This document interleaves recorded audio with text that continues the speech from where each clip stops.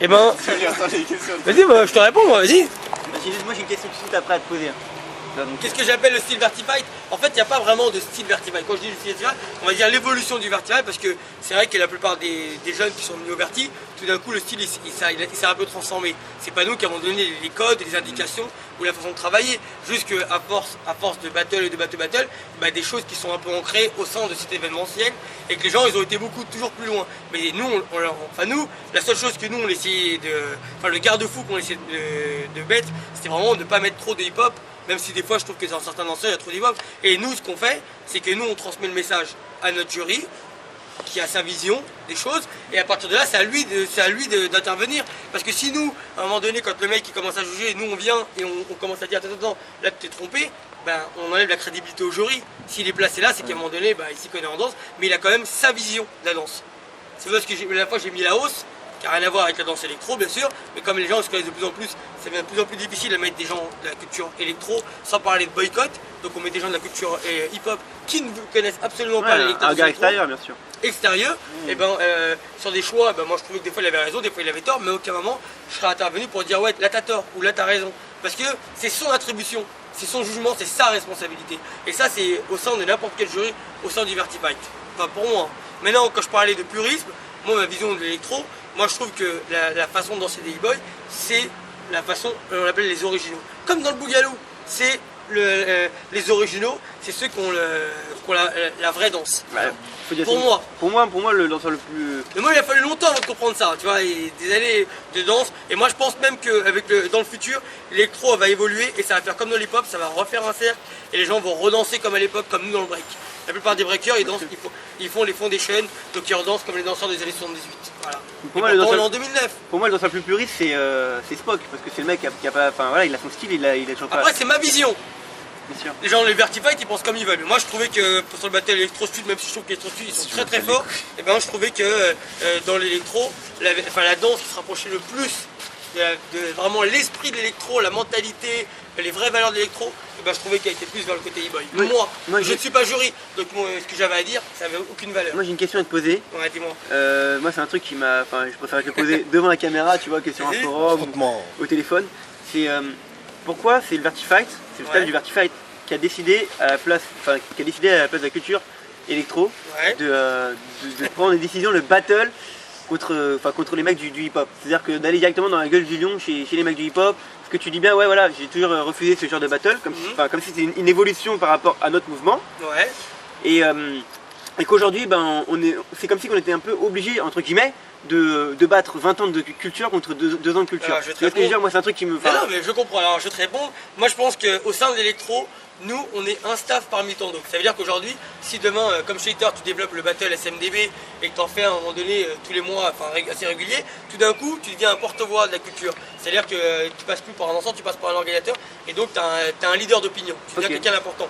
Nous, c'est même pas le staff qui a décidé, la vérité c'est que c'est moi qui proposais c'est moi qui l'ai proposé parce que je me dis, quand je vois le Vertiking et quand je vois le championnat de France, je me dis le niveau il est devenu très très très haut. Et en plus quand j'ai proposé ces 1000% à la culture électro, je manque pas de respect à la culture électro puisque je me suis dit il y a 20 ans de hip-hop d'un côté, c'est vrai effectivement, mais de l'autre côté, le choix musical au niveau de la danse électro, c'est les danseurs électro qui ramènent leur son. Donc ça veut dire que quelque part ça met une balance. C'est pas comme si les sons ils étaient imposés pour le...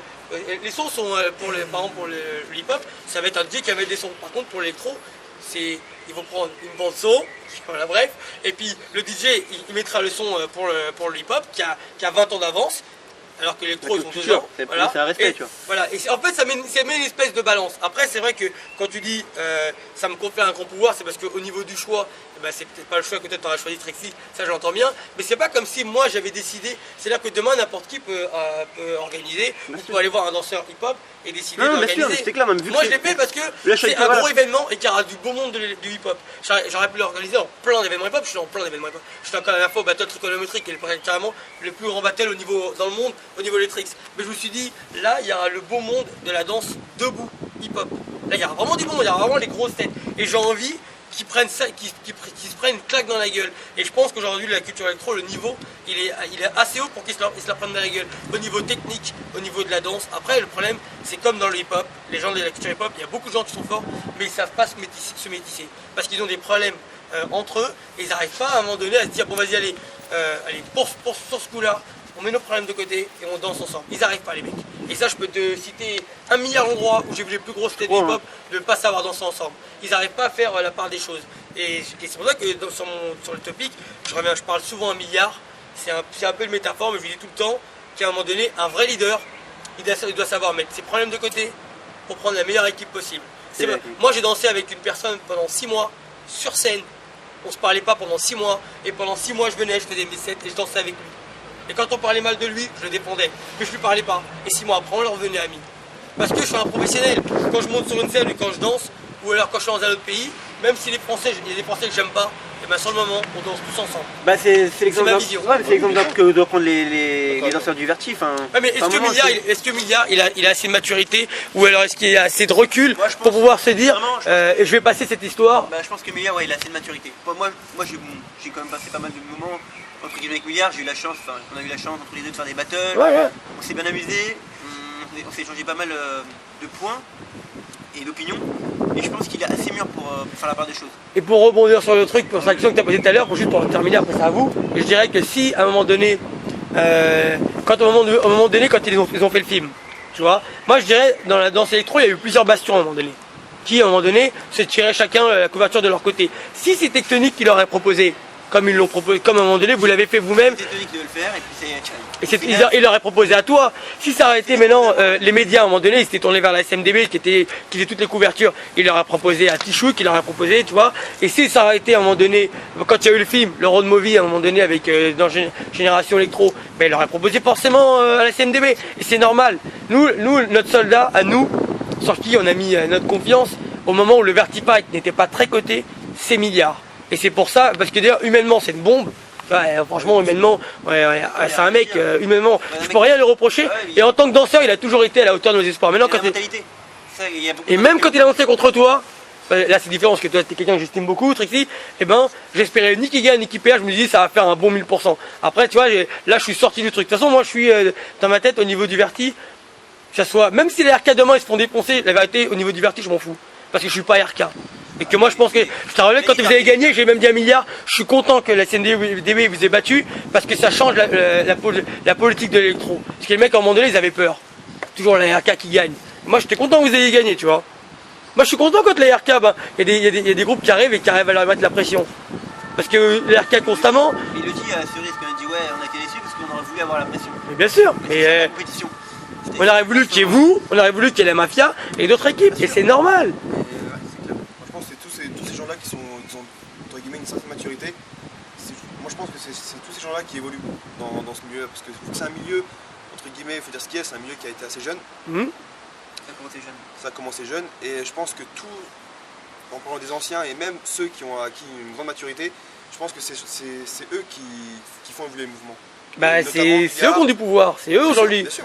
Et que ce soit dans le milieu Vertifight, que ce soit... Mais vous aussi, Jay, toi aussi t'en fais partie. C'est ça le pire. Moi j'ai acquis une grande maturité. Mais sauf que toi, on t'entend jamais parler, on te voit jamais. Bien sûr. C'est ça le problème. C'est que t'as été absent tellement longtemps qu'aujourd'hui il faut que tu regagnes quelque chose. Pour moi j'ai pas été absent. Non, absent, moi je te parle absent parce que t'es plus quelqu'un qu'on voit dans les médias, tu vois, dans les médias, dans les magazines, notamment dans les clips, que quelqu'un qu'on a vu dans l'underground. On a plus vu Lily que toi. Bien sûr. Mais et Karma pas, rien à dire là-dessus. J'ai une actualité dans ce milieu-là, et je pense, et ça je me mets la main à couper, que je pense que n'importe quelle personne qui aurait ma place aurait fait exactement la même chose. C'est-à-dire que ouais, plonger dedans et à fond. Ouais, mais c'est en fait... mais t'as eu raison, t'as eu le vent en poupe, fallait foncer. Il y a eu un projet qui a, entre guillemets, qui a cartonné, mais qui est, voilà, dans le monde entier. Mais ça restera toujours l'hymne de l'électro, voilà, le monde au début, on a fait, entre guillemets, on a fait le tour de la France, etc. Après, l'étranger a voulu Mondotech, donc on s'est attaqué à l'étranger, tout en donnant des masterclass. Pourquoi je suis pas venu au Verti samedi, nous on tournait le vendredi, le samedi, je revenais le dimanche on faisait un masterclass, soit avec Ken, soit avec Chris, des fois avec Lily et Karma, mais moi je veux dire à tous ces gens, c'est que Lily, Karma et moi, enfin je parle de Mondotech, après voilà, Lily, Karma et moi on a eu une très grande chance de faire ce projet-là. Mais là-dessus personne te jette la pierre, tout le monde l'aurait fait. Après t'as eu raison. Après c'est clair que bon, personnellement j'ai pas fait d'actualité entre guillemets vidéo pour montrer mon niveau. Si, Ken, quand tu montrais les chorégraphies avec Ken. L'électro, style un peu. Mais où je me suis vraiment... j'ai pris la maturité, où je me suis personnifié, entre guillemets, où je me suis perfectionné, c'est dans le milieu des shows. Comment, entre guillemets, comment anticiper un show et comment le contrôler.